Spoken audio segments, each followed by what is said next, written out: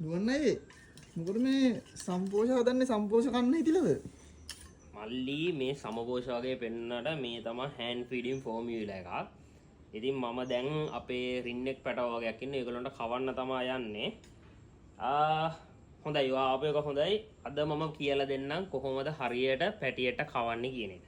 එන්නකො යන්න.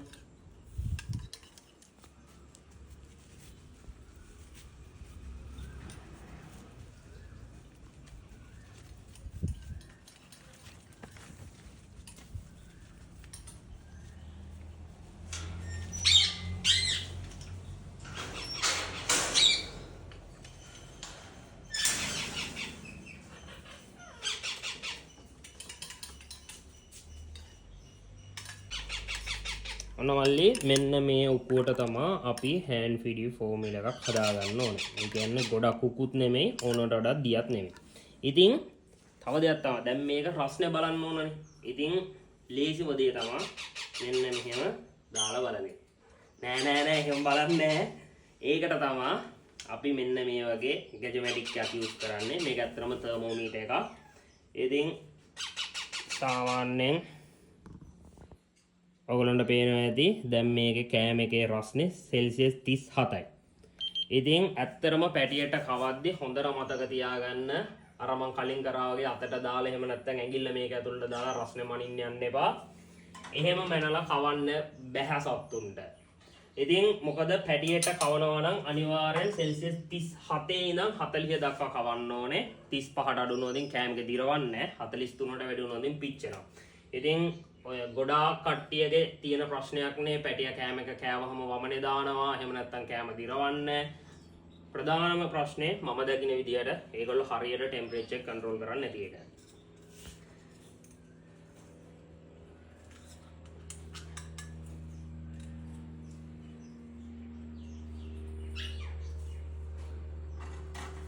ඊට පස්සේ මල්ලි මේ තියෙන මගේ සාමාන්‍යයෙන් සිරින්ජ් එකක් මිලි 10ක් වගේ. එතකොට මේ පැටවුන් අපි හැමදාම උදේට බර කිරලා තියෙන්නේ. එතකොට මේගොල්ලෝගේ සාමාන්‍යයෙන් බර ග්‍රෑම් 110ත් 100ත් අතර තමයි හැමෝගෙම ඉන්නේ. ඉතින් මේගොල්ලෝගේ බරෙන් 100ට 10ක් තමයි අපි පැටියට හැමතිස්සෙම කෑම කවන්නේ. මම ඉක්මනට කවලා පෙන්නන්නම්.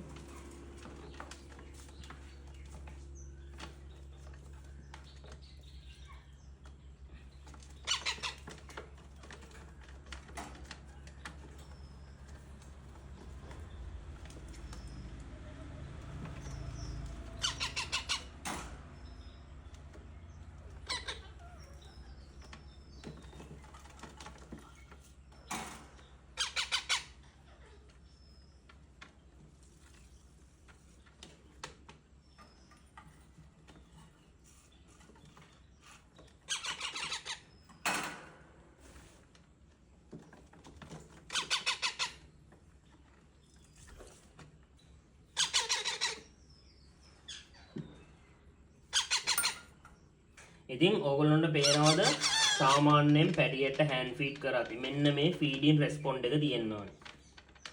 ඔය පේනවනේ. ඒගොල්ලෝ ඔළුව ගස්ස කෑම ඉල්ලනවා.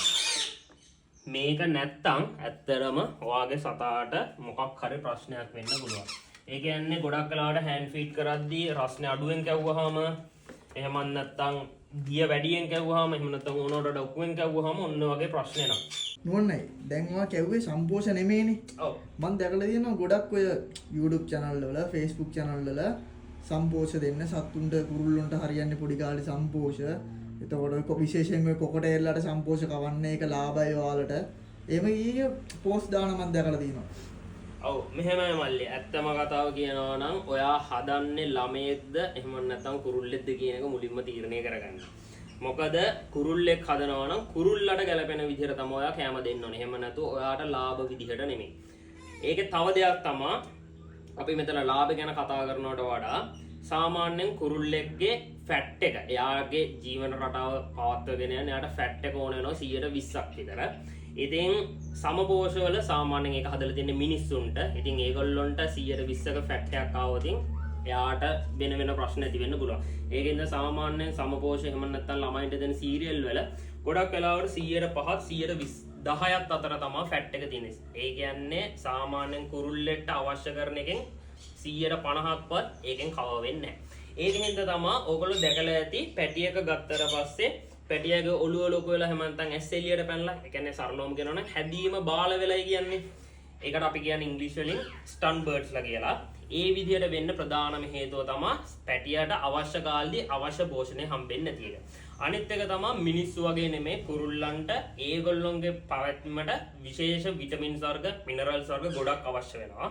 ඉතින් සමහරක් ඒවා සමපෝෂත් එක්ක අපිට හම්බෙන්නේ නැහැ. ඉතින් ගොඩක් කට්ටිය ඒ කියන්නේ අර වාකිය වගේ කොකටේල් හදන එහෙම නැත්නම් යම් පිරිස් ඉන්නවා ලංකාවේ ඒගොල්ලොන්ට ඕනේ සතාව විකුණන්න පමණයි. ඒගොල්ලොන්ට සතාගේ ක්වොලිටි එකක් එහෙම නැත්නම් සතාගේ යහපැවැත්මක් අදාළ වෙන්නේ නැහැ. ඒගොල්ලෝ යාර සතා විකුණනා මේක කන්න දෙන්නේ කිව්වා ඒගොල්ලෝ අත බීද ගත්තා. ඉතින් එතෙන්දි ලොකුම ප්‍රශ්නේ තමයි ඔයා සතාව ගන්නවා නම් ඔයා දැනගන්න ඕනේ සතා ඔයා හදන්නේ කොයි විදිහටද කියන එක. ඒ වගේම සමපෝෂ දෙන එකේ තව ප්‍රශ්නයක් තමයි සමපෝෂ කියන්නේ එක්ස්ට්‍රැක්ට් ෆුඩ් එකක්. hand feeding formula කියන්නේ එක්ස්ට්‍රැක්ට් ෆුඩ් එකක්. නමුත් සමපෝෂ කෑවට පස්සේ ඒක වැඩිපුර වතුර උරන මේක. මගේ කලින් වීඩියෝ එකක මම ඕක පැට්‍රිකලි කරලා පෙන්නලා තියෙනවා. විනාඩි 20ක් විතර යනකොට සම්පෝෂක සම්පූර්ණයෙන් ගල් වෙනවා. hand feeding formula එක එහෙම වෙන්නේ නැහැ. ඒකට හේතුව අපි මිනිස්සු සමපෝෂ කෑවොතින් අපිට වතුර තිබා આવොතින් අපිට වතුර බොන්න පුළුවන්. පොඩි ළමයට උනත් එයා කිරි අනම්මනම් දියර ಜಾති ඕන තරම් බොනවා. හැබැයි කුරුළු පැටියේ එයාගේ පුංචි කාලේදී එයා වතුර බොන්නේ නැහැ. එයාට ඕන කරන සියලුම වතුර ප්‍රමාණය හම්බෙන්නේ මේ කෑම එකත් එක්ක. එතකොට මෙයාගේ බඩ ඇතුලේදී මේ කෑම එකට වතුර මදි වෙලා ගල්ුණොතින් සෝක්‍ර ප්‍රශ්න එන්න පුළුවන්. ගොඩක් කට්ටියගේ තියෙන කෑම දිරවන්න නැති ප්‍රශ්න. ඒකට ප්‍රධානම හේතුව ඕක. ඊට අමතරව ඩීහයිඩ්‍රේට් වෙන්න පුළුවන්. ඒ කියන්නේ වතුර ප්‍රමාණය මදි සතාට ඒකෙන්ද ඩීහයිඩ්‍රේට් වෙන්න පටන් ගන්න පුළුවන්. එතකොට අයියේ මටත් ආසයි චූටි කාලේ පැටි එක හදලා අර අතේ ඔලු උඩ එහෙම අර තියනවනේ එක එකව කරන්න. ඒ වගේ පැටි එක කරන් හදන්න ආසයි. එතකොට අපි සාමාන්‍යයෙන් කොහොමද පැටි එක අපි හරියගෙ තෝරගන්නේ? නැත්තම් කොහොමද පැටි එක ගන්නෙ? මෙහෙම මල්ලි සාමාන්‍යයෙන් ඔයාලට හෑන්ඩ් ෆීඩ් කරන්න ආසාවක් තියෙනවා නම් අපි කියන්නේ හරි විදියට ඉගෙනගෙන හෑන්ඩ් ෆීඩ් කරන්න. අපි ඒකට උදව් කරන්නම් කියලා දෙන්නම් කොහොමද කියන එක. විශේෂයෙන්ම අපේ පෙට් බානිනර් සර්කල් එකේදී අපි ඕක ගැන ගොඩක් වෙලාවට කතා කරනවා. ඒ වගේම තමයි ඔතන මිත්‍යාවක් තියෙනවා. පැටියෙක්ව ඔයා මේ කාලේ ධම්ම හදන්න ඕනේ ඔයාගේ අතට හුරු වෙන්නේ. එහෙම එකක් නැහැ. මම ඕන තරම් පැටවුම් විකුණලා ඇති. සාමාන්‍යයෙන් තනියෙන් කන සයිස් එකට ලොකු කරලා එහෙම ඒ ඕන පැටියෙක් කිසිම ප්‍රශ්නයක් නැතුව ඒගොල්ලෝ අතට හුරු වෙනවා. මොකද මේ හැම පැටියෙක්ම අපි අතින් කවලා මිනිස්සුන්ට හුරු වෙලා තියෙන්නේ. ඉතින් ඔයාම කවන්න ඕනේ කියලා එකක් නැහැ. ඇත්තම කතාව මම මෙච්චර කාලයක් හෑන්ඩ් ෆීඩින් සයිස් විකුණන්න ලොකු කැමැත්තක් තිබ්බේ නැහැ. හේතුව තමයි ගොඩාක් ගෙනියන කට්ටිය එක්කෝ අර ඔයා කිව්වා වගේ සමපෝෂ කවන්නේ. එහෙම නැත්නම් අතින් රස්නේ බලලා කෑම කවන්නේ. ඉතින් ඒ දේවල් හින්දා තමයි අපි හෑන්ඩ් ෆීඩින් සයිස් නැතුව ටිකක් ලොකු වෙන වයසට සතාව ගෙනල්ලා තනියෙන් කන වයසට සතාව ගෙනල්ලා සතාව දුන්නේ. හොඳ උදාහරණය ඔයගොල්ලෝ TikTok එකේ බලන්න රූබි පැරට් කියලා එයාත් මගෙන් ගෙනිච්ච හෑන්ඩ් ෆීඩ් කරපු කියන්නේ තනියෙන් ලොකු වෙච්ච සයිස් එකේ පැටියේ. එයා දැන් තනියෙන් අක්ක කෙනෙක් ගාව හැදෙන්නේ. ඉතින් එහෙම ප්‍රශ්නයක් නැහැ. ඔයාට ඕන නම් මේ වයසේදී අරන් යන්නත් පුළුවන්. හැබැයි හරියට හෑන්ඩ් ෆීඩ් කරන්න ඉගෙන ගන්න. එතකොටයි අපි දැන් පැටියෙක් හදනවා නම් අපි ගා මොනවද තියෙන්න ඕන දේවල්?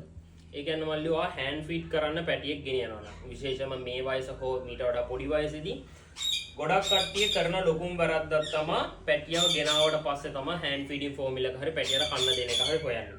එහෙම කරන්න එපා. මොකද ඔයා පැටියව ගෙනහිල්ලා දවසකට පස්සේ කෑම එකක් හොයලා වැඩක් නැහැ.